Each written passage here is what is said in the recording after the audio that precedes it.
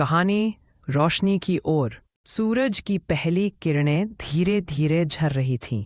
पिंपरी नाम की एक छोटी सी बस्ती थी जहाँ की गलियां मिट्टी की थीं और घर अपूर्ण सी खामोशी में बंधे हुए।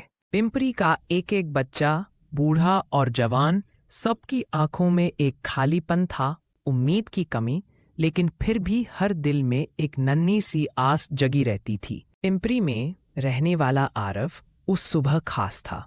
उसका दिल किसी बड़े बदलाव की तैयारी में था। वह अक्सर अपने पिता के साथ खेत जाता, हल खींचता, मिट्टी को जोड़ता और उसके अनगिनत दानों को देखता। लेकिन आज उसके अंदर कुछ अलग सा था। उसे लगा आज कुछ बड़ा होगा। आरव का परिवार बहुत साधारण था। उसकी माँ मीनाक्षी रोज सुबह उठती, पानी भरकर उसके भाई बहनों का नाश्ता बनाती और पिता किशन खेत में काम करने चले जाते। किशन का चेहरा धूप से झुलसा हुआ था, हाथ मजबूत लेकिन उम्मीदों से थका हुआ। पिंपरी की जमीन सौम्य थी, लेकिन समय समय पर सूखे ने उसकी मेहरबान फसल को कमजोर कर दिया था। कुछ महीनों से गांव में लोगों की जिंदगी ढलान पर थी। बारिश कम हो रही थी, पानी का स्तर घट रहा था और खेतों में बंजरपन फैलने लगा था। लोग रात को चांद को देखकर उम्मीद करते, लेकिन चांद भी जैसे उदास बैठा हो। आरव ने निर्णय किया था उसे कुछ करना होगा। उसने पिताजी से कहा, पापा, मैं शहर जाऊंगा। वहां तकनीक है, वहां लोग जानते हैं कि कैसे पानी बचाना है, कैसे खेती को बचाना है। किशन ने धीरे से सिर हिलाया। दोनों आंखों में गर्व और चिंता की मिली जुली झलक थी। बेटा, उन्होंने कहा, अगर तुम जाओगे तो पिंपरी का क्या होगा? माँ, तुम्हारी बहनें, मेरे खेत, सब। मीनाक्षी ने चुपचाप उनका हाथ पकड़ा और बोली, बेटा, अगर तुम सीख कर लौटो तो तुम हमें नई राह दिखा सकते हो। 2 हफ्ते बाद आरव की यात्रा छोटी पगंडी से निकलकर वह बस स्टॉप तक पहुंचा। फिर ट्रेन की गूंजती आवाजों को पार करता। शहर की चकाचौंध, ऊंची ऊंची इमारतें, सड़कें, ट्रैफिक, सब कुछ नई दुनिया जैसा था। उसने गहरे सांस लिए और सोचा कि क्या पिंपरी की वो मिट्टी भी उसे पहचान पाएगी जब वह लौटेगा। शहर में उसे सहारा संगठन मिला, एक एनजीओ जो छोटे किसानों को पानी संरक्षण की तकनीक सिखाता था।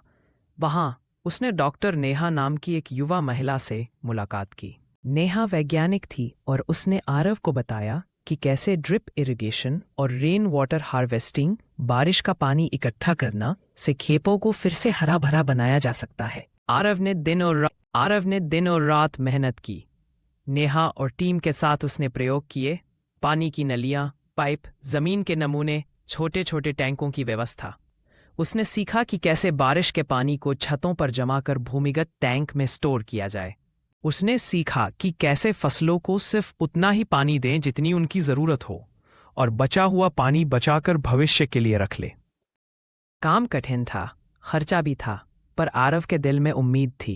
हर सुबह वह नेहा और अन्य वैज्ञानिकों के साथ बैठता, नोट्स बनाता और प्यूप नापता। उन महीनों में आरव ने न केवल तकनीक सीखी बल्कि शहर जीवन का अनुभव भी। उसने स्थानीय किसानों से दोस्ती की, नेहा की टीम के साथ वर्कशॉप आयोजित की और धीरे धीरे इस नई सोच को गांवों में पहुंचाने की योजना बनाई। लेकिन कठिनाइयां भी कम ना थीं। कभी पंप टूटा, कभी पाइप में लीकेज हो गया, तो कभी बारिश ही न हुई। एक दिन एक तूफान आया और जिसके पास पानी इकट्ठा करने वाला टैंक था उसे तोड़ दिया गया।